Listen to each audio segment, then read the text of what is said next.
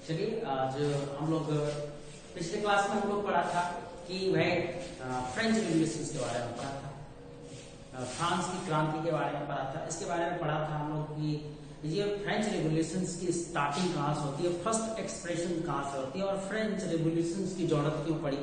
French society को अपने जो गवर्नमेंट थी, वहाँ की जो गवर्नमेंट यानी कि वहाँ के जो किंग थे, लुई 16 की बात करते हैं तो लुई 16 के अगेंस्ट में फ्रेंच पीपल को प्रोटेस्ट करने की जरूरत क्यों पड़ी। कल हम लोग ये थोड़ा सा अपने बुक पर डिस्कस किए थे। आज इसी टॉपिक को हम लोग कंटिन्यू करेंगे और देखेंगे कि फ्रेंच सोसाइटी में क्या क्या हुआ था। बुक देखें।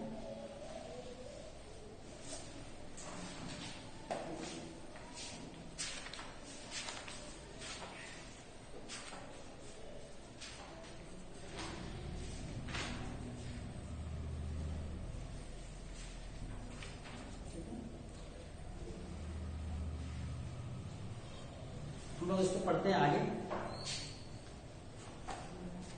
हमारा जो टॉपिक होगा, अब अगला जो टॉपिक होगा, पेज नंबर की बात कर लेते हैं। पेज नंबर 4 में हमारा टॉपिक है French society during the late 18th century. French society during the late 18th century, यानी कि अगर हमने आपको कल की क्लास में बताया था कि जो 14 जुलाई 1789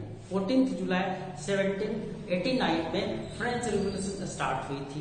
यानी कि अगर कह सकते हैं कि the first clear expressions of French revolution start with 14 जुलाई 1789। और 1789 में हम थोड़ा सा और कल क्या बोल सकते हैं, कल वाले चीजों को भी थोड़ा सा रिपीट करेंगे ताकि आपको जो मेमोरी में बना रहे, आपको पता चले कि हाँ सर कल क्या पढ़ा है और आज क्या पढ़ा है। तो कल वाली चीजों को थोड़ा सा मर्ज करेंगे और आपको बताएंगे कि हाँ ये चीज हुआ था, ताकि आपके दिमाग में बना रहे। तो कल वाली चीजों को भी थोड़ा सा डिस्कस करते हैं। फ्रेंच रिवॉल्यूशन के बारे में डिस्कस करते हैं। तो फ्रेंच रिवॉल्यूशन में जो कैपिटल सिटी ऑफ फ्रांस की बात करते हैं, सबको पता है कि फ्रांस की जो कैपिटल है वो कैपिटल आपका पेरिस है। तो कैपिटल सिटी ऑफ फ्रांस में ऑलमोस्ट कह सकते हैं 7000 मेन एंड वुमेन गैदर्ड हुए। और उन लोगों में एक ही चीज डिस्कशन हो रहा था कि वहां के जो प्रेजेंट जो लुई 16 है, जो बारबन फैमिली से बिलोंग करता था, और उसने जो है कि लोगों अपने सोल्जर्स को एक ऑफिशियली कह सकते हैं कि उन्होंने एक ऑर्डर दे रखा है कि लोगों के ऊपर फायरिंग कर दिया जाए, लोगों को किल किया जाए, मास मर्डर किया जाए। उसका मास मर्डर का मतलब जो भी लोग उसको मारे। लेकिन वो सिर्फ ऑर्डर था, कोई एक्शन नहीं लिया गया था उस समय तक कोई एक्शन नहीं लिया गया था। लेकिन लोगों के अंदर एक डर था। लोगों के अंदर डर के साथ साथ अपने जो वहां की जो सरकार थी, वहां की जो राज सत्ता थी, रॉयल फैमिली थी, उस फैमिली के खिलाफ कहीं ना कहीं, राजा के खिलाफ, रॉयल फैमिली के खिलाफ, वहां की सरकार के खिलाफ कहीं ना कहीं असंतुष्टि थी, कहीं ना कहीं असंतोष था। वो लोग चाहते थे कि यह जो वहां की जो मोनार्की गवर्नमेंट है उसको डेमोलिश किया जाए, उसको एबॉलिश किया जाए और उसकी जगह पे डेमोक्रेसी को रिप्लेस किया जाए, और ताकि वहां के लोग तरक्की कर सके। उनके जो फंडामेंटल जो राइट्स हुआ करते थे, जो वहां के गवर्नमेंट एक्सप्लॉइट कर रहा था, शोषण कर रहा था, लोगों को एक अपॉर्चुनिटी मिले, लोग अपनी इच्छा अनुसार अपने इच्छा अनुसार काम कर सके और एक अच्छा लाइफ जी सके, गुड लाइफ जी सके। तो ये चीज हो नहीं रहा था। ठीक है, लुई 16 जो है के खिलाफ ये एक मोर्चा था। ठीक है, हमने ये भी बताया कि ये तो राजा अच्छा नहीं था, राजा अच्छा काम नहीं कर रहा था, तो लोगों ने इसलिए प्रोटेस्ट करना चालू किया। एक तो ये बात हो गई। अब अगर ये भी हमने बात किया कि लुई 16 के खिलाफ जो भी प्रोटेस्ट स्टार्ट हुई, उसके अगेंस्ट में स्टार्ट हुई, तो हमने ये भी बताया कि लुई 16 जो ऑलमोस्ट द एज ऑफ 20 साल की उम्र में उसकी ऑस्ट्रिया के जो राजकुमारी प्रिंस थे उनसे उनकी विवाह हुआ, मैरिज हो गया। लेकिन मैरिज होने के साथ साथ वह बहुत रईस टाइप का था और कहा जाता है कि जो लुई 16 की वाइफ थी काफी एक्सपेंसिव टाइप की वुमेन थी, खर्चीली थी काफी, और रईसी गिरी जिसको बोलते हैं लग्जरियस लाइफ जीने में काफी बिलीव करते थे। एक चीज हम आपको इस बुक में आपको देखने को मिलेगा कि लुई 16 की वाइफ जो थी, कहीं कहीं किसी किसी बुक में देखने को मिलता है कि लुई 16 की जो वाइफ थी उनका किसी दूसरे पुरुष कह सकते हैं, दूसरे मेन से उनका एक क्या होता है, एक तरह से बोल सकते हैं कि उसको क्या बोल सकते हैं, उसको बोल सकते हैं कि एक इलीगल तरीके से कहीं ना कहीं रिलेशन था, इलीगल रिलेशन कह सकते हैं, और जिसके कारण वह जिसके साथ जिसके चक्कर में थी, वो जिसके साथ वो उनका उसकी रिलेशन थी, वो ऑलवेज हमेशा डिमांड क्या करता था कि डिमांड ये करता था कि तुम अपने पति के पास जाओ, ज्यादा से ज्यादा पैसे की डिमांड करो, ठीक है। और इसीलिए वो ज्यादा से ज्यादा डिमांड करती थी अपने, उसकी जो नेसेसिटी थी, उसकी जो आवश्यकता थी अपार थी, ठीक है। और राजा जो था अपनी वाइफ को ना नहीं बोल सकता था, और अपनी वाइफ की डिमांड को फुलफिल करने के लिए वह जो है इतना खर्चा किया कि पूरा खजाना जो ट्रेजरी था वो खाली एम्पटी हो गया, खाली हो गया। खजाना खाली, जब खजाना खाली हो गया तो राजपाट को चलाने के लिए, गवर्नमेंट को चलाने के लिए, कम से कम रॉयल फैमिली को चलाने के लिए, राज सत्ता को चलाने के लिए, और रॉयल फैमिली के जो भी वहां के जो वर्कर थे उसको भी तो सैलरी चाहिए, तो उसको चलाने के लिए वह क्या किया कि लुई 16 क्या किया, एक कमेटी बनाया, और कमेटी में यह डिमांड किया गया कि जो क्या बोल सकते हैं कि जो प्रोडक्शन का काम करते हैं, जो प्रोडक्शन जैसे पीजेंट हो गया, तो हम सबसे पहले ये भी देखेंगे कि फ्रेंच रिवॉल्यूशन से रिलेटेड जो क्या बोलते हैं कि जो लुई 16 था, तो लुई 16 का खजाना खाली हुआ, तो हम ये भी बात करेंगे कि लोगों का जो प्रोटेस्ट था, खजाना खाली हुआ तो ठीक है भाई, खजाना खाली हो गया, लेकिन लोगों का प्रोटेस्ट, लोगों ने जो संघर्ष करना चालू किया, लोगों ने जो राजा के खिलाफ या क्या बोलते हैं मोनार्की के खिलाफ जो भी प्रोटेस्ट करना चालू किया, तो उसके पीछे क्या रीजन था, उसके पीछे, तो इस चीज को जानने के लिए हमें एक बार फ्रांस की जो सोसाइटी है उसको देखना होगा कि फ्रांस में उस समय सोसाइटी क्या थी, वहां के सोसाइटी की क्या स्ट्रक्चर था, यानी सोशल स्ट्रक्चर की बात करेंगे तो हम सोशल स्ट्रक्चर उस समय फ्रेंच का या फ्रांस के जो सोशल स्ट्रक्चर था, फ्रेंच का जो सोशल स्ट्रक्चर था, सोशल स्ट्रक्चर था वो कैसा था, उस चीज को देखने के बाद आपको समझ में आएगी कि नहीं, लोगों का जो प्रोटेस्ट था वो जेन्युइन प्रोटेस्ट था, लोगों ने जो प्रोटेस्ट किया वह रियल में करना ही चाहिए था लोगों को। तो फ्रेंच सोसाइटी दो टुकड़ों में बटा हुआ था, ये दो टुकड़ा है, इस दो टुकड़ों में फ्रेंच सोसाइटी बटी हुई थी। पहला जो सोसाइटी में लोग थे, पहले सोसाइटी के जो लोग थे उसको हम लोग बोलते हैं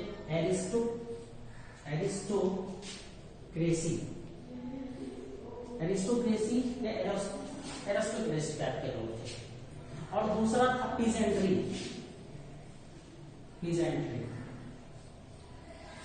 अब ये बोलोगे कि सर एरिस्टोक्रेसी क्या था? एरिस्टोक्रेसी एक ग्रुप ऑफ लोग थे, और इसकी जो पॉपुलेशन थी लेस पॉपुलेशन, इसकी संख्या फ्रांस में बहुत कम थी, लेकिन ये लोग एक कंफर्टेबल एंड लग्जरियस लाइफ जीता, अच्छा लाइफ जीता था, लग्जरियस लाइफ जीता था। इसको गवर्नमेंट के थ्रू ऑल राइट्स मिलता था, सारे अधिकार मिलता था इसको। इसमें बेसिकली लैंडलॉर्ड हुआ करता था, लैंडलॉर्ड लैंडलॉर्ड हुआ करता था, अमीर रिच लोग हुआ करता था, और साथ ही साथ इसमें ये भी लोग हुआ करता था जो किंग का काफी फेथफुली हुआ करता था, ट्रस्टवर्दी कह सकते हैं, फेथफुली किंग के जो काफी क्लोज हुआ करते थे, इस तरह के लोग थे। ठीक है। और दूसरा नंबर की बात करूं पीजेंट्री में, इसके इनका पॉपुलेशन उस कंट्री में काफी ज्यादा था, पॉपुलेशन हाई पॉपुलेशन था, बोल सकते हैं हाई पॉपुलेशन था। इसके साथ साथ एक चीज और था, हाई पॉपुलेशन तो था ही था, इन लोगों को हैड नो एनी राइट्स, इन लोगों को किसी भी तरह की कोई राइट्स नहीं मिलती थी, कोई अधिकार नहीं था इन लोगों के पास।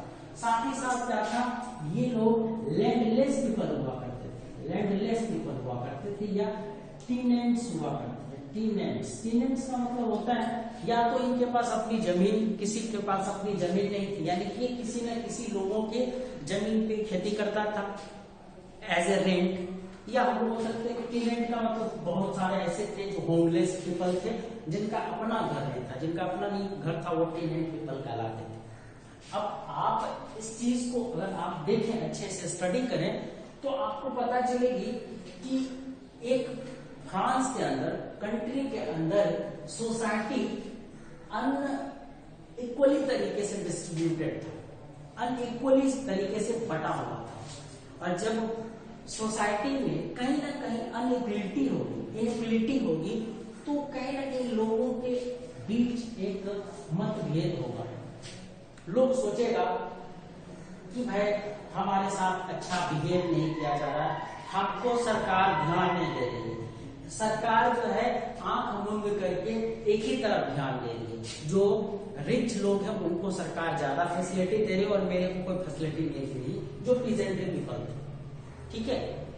बाद में कुछ समय बाद, कुछ सालों बाद, फ्रांस में एक नए और बोल सकते हैं नए टाइप के सोसाइटी का राइज हुआ, जन्म हुआ कह सकते हैं। वह था, उस सोसाइटी का नाम रखा गया न्यू मिडिल क्लास। क्या नाम रखा गया? New middle class.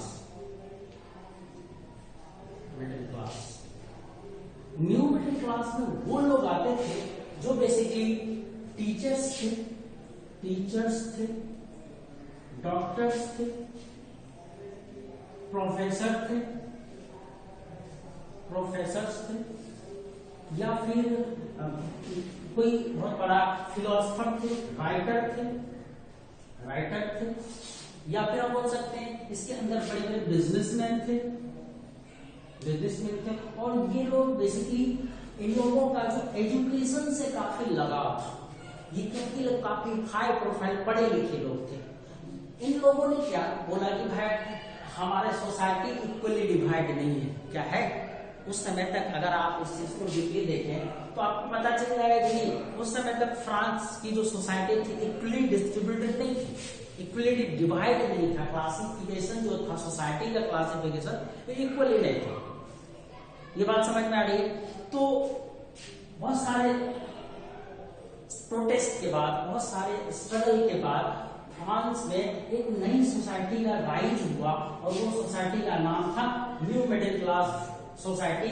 उसमें teacher, doctor, professors, writer, businessman, tradesman, ये सारे लोग।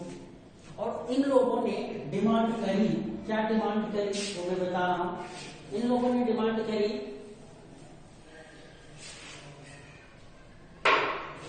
सेकुलर, क्या बोल सकते हैं, उन्होंने क्या डिमांड किया? उन्होंने एक तरह से बोल सकते हैं कि इक्वल सोसाइटी, उन लोगों ने इक्वल सोसाइटी की मांग की कि भैया हमारे कंट्री में, वहां के जो राजा थे, लुइस 16 थे, उन लोगों से डिमांड किया कि भाई हमारे देश में इक्वलिटी आनी चाहिए। अब इक्वलिटी किन किन चीजों में आनी चाहिए? तो इक्वलिटी हमारे सोसाइटी में लोगों के बीच आनी चाहिए, लॉ में आनी चाहिए। और इसीलिए वहां के लोगों ने फ्रेंच रिवॉल्यूशन में कुछ डिमांड करी। फ्रेंच के लोगों ने कुछ डिमांड करी। क्या डिमांड करी कि हम लोग बोल सकते हैं कुछ स्टेप लिया गया, कुछ सडन स्टेप लिया गया जो फ्रेंच रिवॉल्यूशन से रिलेटेड था। पहला स्टेप क्या था कि लोगों ने बोला कि जो रॉयल स्टैंडर्ड के जो फ्लैग, रॉयल का मतलब राजघराना, और राजा का जो झंडा था उसको हटा दिया जाए, उसको उठा के फेंक दिया जाए, और उसके जगह पे ट्री कलर यानी तिरंगा झंडा लाया जाए, 3 रंग के झंडे लाया जाए, तिरंगा झंडा लाया जाए। दूसरा कि वो लोग बोला कि जो construction of national assembly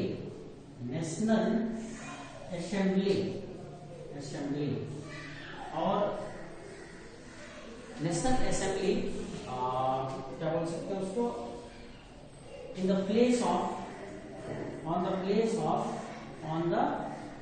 place of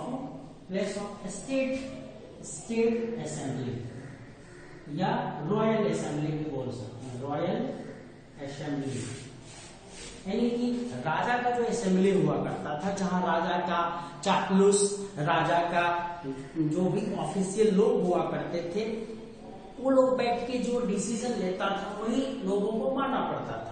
बोला कि नहीं ऐसा नहीं चलेगा, डेमोक्रेसी लाया जाए और राजा का जो रॉयल असेंबली उसको खत्म किया जाए और उसके जगह पे नेशनल असेंबली लाया जाए। ठीक है, साथ ही साथ और भी बहुत सारे चीज थे, जैसे कि ऑफिशियल लैंग्वेज की बात करें।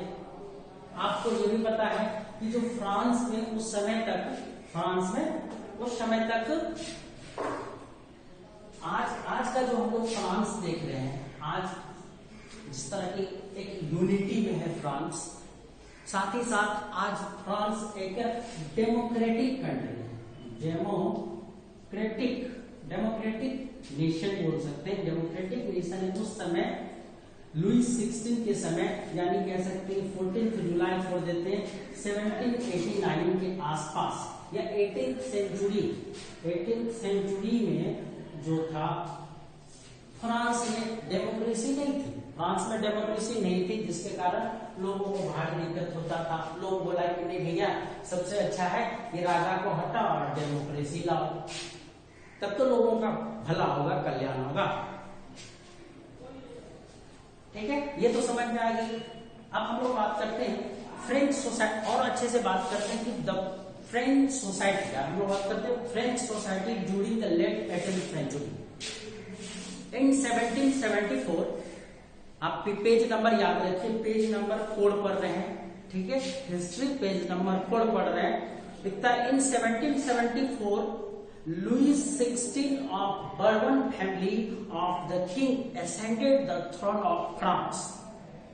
उन्होंने मतलब लुईस 16 जो था उसने मात्र 20 साल के उम्र में फ्रांस की राज सत्ता गद्दी संभाला।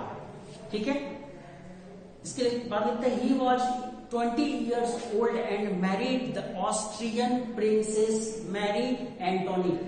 ठीक है, Upon his accession, the new king found an empty treasury। जब वो राजा बना और राजा बन के जब आया तो उसको क्या लगा भैया, राजपाट चलेगा कैसे, पूरा खजाना तो खाली है, तो खजाना को भरना पड़ेगा तभी तो राजपाट चलेगा। Long years of war had drained the financial resource of France। कहने का मतलब जो फ्रांस था लंबे समय तक बहुत सारी वार लड़ा, बहुत सारे वार में भाग लिया, पार्टिसिपेट किया। क्वेश्चन ऐसा भी पूछ सकता है, ऐसे क्वेश्चन आप लोगों को तो जो एग्जाम में यहाँ पे जो स्कूल बनता है वो क्वेश्चन पूछा जाता है, लेकिन अगर अच्छे लेवल के क्वेश्चन जैसे भी अराइज किया जाए तो क्वेश्चन पूछा जाएगा कि जो लुईस 16 जब राजा बना, तो लुईस 16 राजा बनने के बाद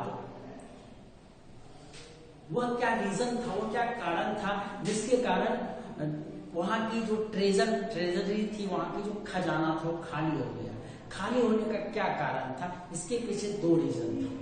पहला रीजन यह था कि जो फ्रांस था वह लंबे लंबे समय तक युद्ध में इन्वॉल्व रहा, वार में इन्वॉल्व रहा। और आपको पता ही है कि किसी भी कंट्री में जब वार होगा तो जो भी वार इक्विपमेंट्स है और उसपे जो हथियार है, वेपन्स है, सैनिक का खर्चा है, फूडिंग है, लॉजिंग है, मेडिसिन, क्लिनिकल ट्रीटमेंट है, ये सारे में तो पैसे खर्च होंगे। वो सारे पैसे तो यूं ही बहा दिया तो खजाना तो खाली होगा ही। दूसरा चीज इसमें यह भी बोलता है कि added to this was the cost of maintaining an extravagant court. ये एक्स्ट्रावेजेंट एक अच्छा वर्ड है। एक्स्ट्रावेजेंट का मतलब होता है अतिव्ययी। अतिव्ययी का मतलब होता है जो अपनी औकात से ज्यादा खर्च करता है। ठीक है, लुई 16 की औकात थी 5 लाख की और खर्च कर रहा है करोड़ों में। तो 5 लाख का औकात है और करोड़ों में खर्च कर रहा है, तो जो एक्स्ट्रा पैसा है जो वो खर्च किया है वो कहां से लाएगा? कोई उसको देने वाला नहीं है। तो अब वो कहीं ना कहीं अपने कंट्री से ना उसको रिगेन करेगा, अपने कंट्री से रिगेन करेगा, अपने कंट्री से ही वो कहीं ना कहीं उसको फुलफिल करेगा।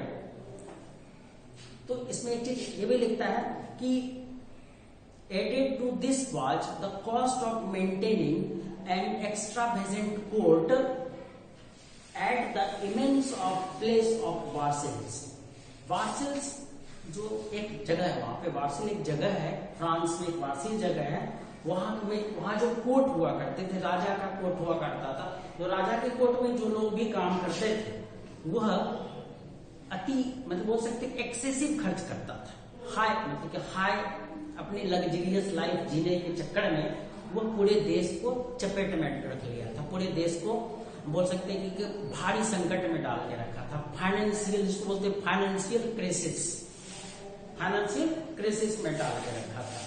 इसके साथ लिखता क्या है कि आपका under Louis 16 France helped the 13 American colonies to gain their independence from a common enemy. ये भी बोलता है कि लुई 16 जब राजा था तो लुई 16 के राजा बनने के समय या जब तक वो राजा रहा, जब तक वो किंग बना रहा, उस दौरान उसने अमेरिका के अंदर बहुत सारे ऐसे कॉलोनी हुआ करते थे। कॉलोनी का मतलब होता है कि जो ब्रिटेन था, ब्रिटेन अमेरिका पे कब्जा करके रखा था। ब्रिटेन जैसे कि अमेरिका पे कब्जा करके रखा था। तो इसके लिए फ्रांस जो था, लुई 16 बोला कि भाई लुई 16 से हेल्प मांगा अमेरिका कि हमारा बहुत सारा छोटा छोटा राज्य है, उसमें ब्रिटेन लोग अपना क्या बोलते हैं कंट्रोल करके रखा है। हम लोगों को जीने में प्रॉब्लम होता है, खाने में प्रॉब्लम होता है, हमारे लोगों को जनता को दिक्कत होता है। तो ऐसा कीजिए ना, आप तो रईस दी ग्रेट है, तो आप क्या कीजिए, ऐसे तो मानेगा नहीं, कुछ हमें कंपनसेशन दीजिए, कुछ मुआवजा दीजिए, कुछ पैसा दीजिए ताकि इसको हम पैसा दें और हम लोग फ्री हो जाए। तो कहता है कि जिसको घर में खाने का कुछ न था वो दानवीर कर्ण बन जाता है। तो लुई 16 का वो सेम स्थिति था। और लुई 16 ने क्या किया, अमेरिकन कॉलोनी को रिलीज करने के लिए ढेरों सारा पैसा अपने खजाना से निकाल के दे दिया, पैसा कर्जा लेके दे दिया कहीं ना कहीं से। ठीक है, तो ये चीज लिखता है कि American colonies to gain their independence from the common enemy Britain. उसका कॉमन एनिमी कौन था? ब्रिटेन था। The war added more than billion livres तथा बिलियन लेवारीज। क्या बोलते हैं? लेवरीज का मतलब होता है जैसे हम डॉलर की बात करते हैं ना, डॉलर, उसके बाद यूरो ना, ये सारे उस समय भी ये लेवरीज तो था, उस समय एक करेंसी था। क्या था? एक करेंसी था।